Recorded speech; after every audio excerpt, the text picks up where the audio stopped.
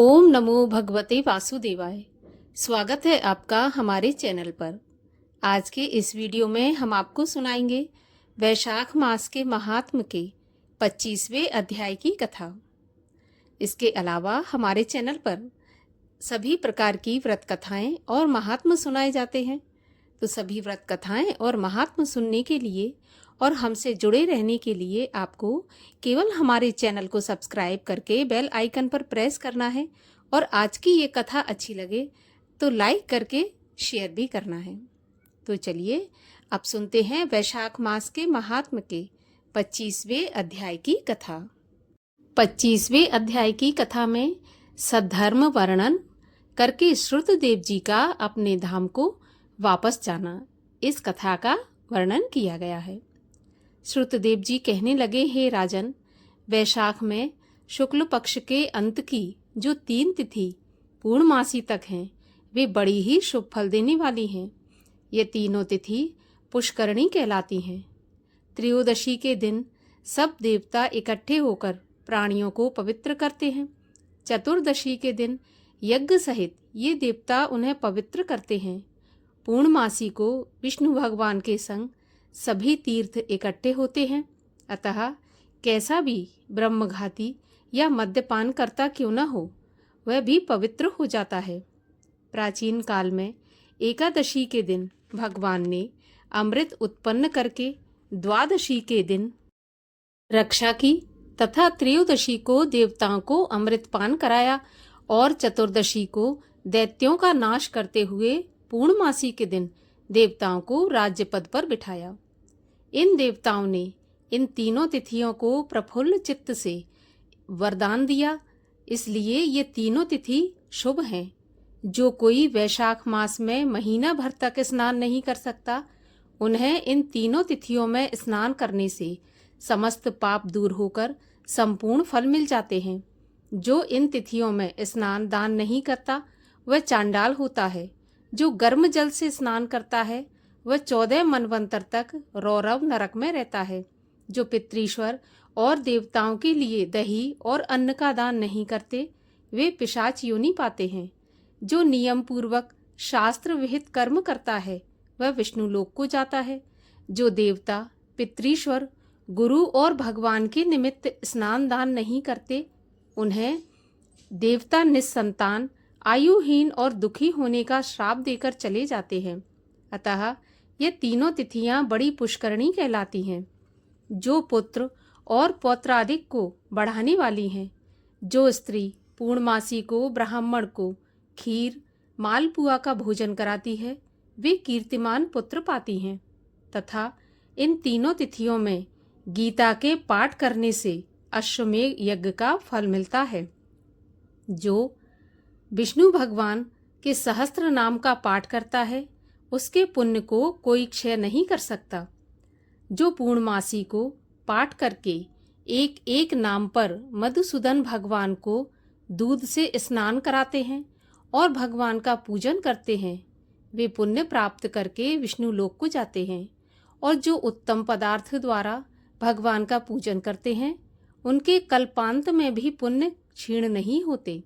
जो मनुष्य वैशाख में स्नान दान आदि न करे, वह ब्रह्म हत्यारा, गुरुघाती और पितृश्वरों का नाश करने वाला होता है। जो नित्य प्रति श्रीमद् भगवत गीता का एक श्लोक, आधा श्लोक तथा चौपाई श्लोक पढ़ता है, वह ब्रह्मत्व को प्राप्त करता है। इन 3 तिथियों में भागवत की कथा सुनने से निष्पाप होता है तथा भागवत पूजा स्नान दान आदि विधि पूर्वक करने से कितने ही पुरुष देवता तुल्य हो गए, कितने ही सिद्ध बन गए तथा कितने ही ब्रह्म भाव को प्राप्त हो गए। ब्रह्म ज्ञान से या प्रयाग में मरने से अथवा वैशाख स्नान से मोक्ष मिलता है। वैशाख की पूर्णमासी के दिन स्नान करके नीले रंग का साड़ छोड़ने से समस्त बंधन से छूटकर धर्म, अर्थ, काम और मोक्ष की प्राप्ति होती है। गरीब कुटुंबी ब्राह्मण को गौदान करने से अकाल मृत्यु से छुटकारा मिलता है।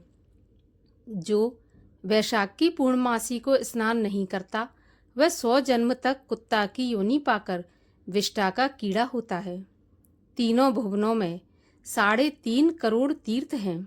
ये सब इकट्ठे होकर चिंतित हो पापों के डर से आपस में सलाह करने लगे कि पापी लोग अपने किए हुए पापों को हमारे बीच में त्याग देते हैं, तो हम उनके पाप अपने ऊपर लेते हैं, लेकिन हमारे पाप कैसे दूर होंगे। तब पाद व तीर्थ पाद सब भगवान की शरण में जाकर अनेक प्रकार से स्तुति करने लगे। हे देवदेव, हे जगन्नाथ, हे पापनाशक, पापी मनुष्य हम में स्नान करके अपने पापों को हमारे बीच छोड़कर अपने धाम को चले जाते हैं। सो हे प्रभु, ये पाप हमसे कैसे दूर होंगे। हे जनार्दन, हम आपकी शरण में हैं, इसका उपाय हमसे कहें। इस प्रकार तीर्थों की प्रार्थना सुनकर भगवान हंसते हुए मेघ जैसी गंभीर वाणी में बोले, वैशाख के महीना का शुक्ल पक्ष की जो अंतिम 3 तिथियां सर्व तीर्थमय पुण्य रूप और मेरी प्राण प्यारी हैं, इनमें सूर्योदय से पहले जो स्नान करके जल से बाहर आ जाएंगे, वे सब प्रकार के पापों से छूटकर पुण्य रूप निर्मल हो जाएंगे। इन तीनों तिथियों के बीच जो कोई प्रातः स्नान नहीं करेगा, उन मनुष्यों में तुम्हारे बीच में जो मनुष्य पाप छोड़ गए हैं, वे निकलकर उन लोगों में समाविष्ट हो जाएंगे। ऐसा वरदान देकर भगवान विष्णु अंतर्ध्यान हो गए और सभी तीर्थ अपने अपने धाम को चले गए। अतः अंत की जो तीनों तिथियां हैं, उनमें स्नान, दान, पूजा आदि अवश्य करें। इस प्रकार संपूर्ण वैशाख का महात्म जैसा सुना या देखा वह महाबुद्धिमान श्रुत कीर्ति के सम्मुख कहा गया, सो सब सुना दिया। इस महात्म को पूरी रीति से वर्णन करने की सामर्थ्य तो ब्रह्मा में भी नहीं है। पहले कैलाश के शिखर पर बैठे हुए पार्वती जी के पूछने पर, महादेव जी के कहने पर भी यह कथा पूरी नहीं हुई। अतः सब ऋषियों ने मनुष्यों के हित की कामना से थोड़ा थोड़ा वैशाख महात्म वर्णन किया है, परंतु हे राजन, इसका किसी ने अंत नहीं पाया। विष्णु भगवान के बिना कोई भी वैशाख मास का वर्णन नहीं कर सकता। वैशाख मास में दान आदि सत्कर्म के करने से निश्चय ही भुक्ति और मुक्ति मिलेगी। ऐसा श्रुतदेव जी मिथिलापति राजा जनक को समझाकर जाने का विचार करने लगे।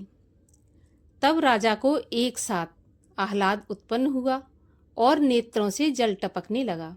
राजा ने अपनी बुद्धि से श्रुतदेव जी का उत्सव किया और उन्हें पालकी में बैठाकर पूरे गांव की प्रदक्षिणा के लिए चतुरंगिनी सेना को संग भेजा तथा पीछे पीछे स्वयं आप भी चला। फिर राजा श्रुतदेव जी को अंतःपुर में ले जाकर वस्त्र, आभूषण, गौ, पृथ्वी, तिल, स्वर्ण आदि सब प्रकार के वैभव आगे रखकर हाथ जोड़कर नमस्कार करके सम्मुख खड़ा हो गया। तब महायशस्वी श्रुतदेव जी अत्यंत संतुष्ट हो प्रसन्नता पूर्वक सब राजा को लौटाकर अपने धाम को चले गए। नारद जी कहने लगे, हे राजा अम्बरीश, यह परम अद्भुत आख्यान जिसके सुनने से संपूर्ण पाप नष्ट हो जाते हैं और सब प्रकार की संपत्ति मिलती है, सो मैंने तुम्हारे सामने वर्णन किया है। इससे भुक्ति, मुक्ति, ज्ञान और मोक्ष प्राप्त होते हैं।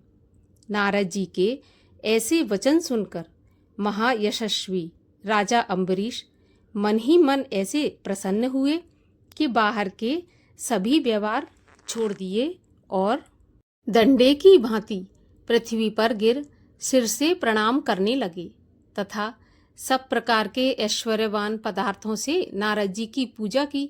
फिर भगवान नारद मुनि राजा से पूछकर अन्य लोक को चले गए, क्योंकि श्राप के कारण वे एक जगह देर तक नहीं ठहर सकते। राजा अम्बरीश भी नारद जी के कथन के अनुसार शुभ धर्मों का आचरण करते हुए निर्गुण परम ब्रह्म में लीन हो गए। सूत जी बोले, जो कोई इस पापनाशक और पुण्य के बढ़ाने वाले परम अद्भुत आख्यान को सुनता अथवा पाठ करता है वह परम गति को प्राप्त करता है। बोलिए भगवान श्री कृष्ण की जय, भगवान श्री विष्णु की जय। इस प्रकार यहीं पर 25वें और अंतिम अध्याय का समापन होता है। वैशाख मास के महात्म्य में 25 अध्यायों का ही वर्णन किया गया है। बाकी जो 3 अध्याय हैं उसमें हमें 3 दिन भगवत गीता का पाठ सुनना चाहिए।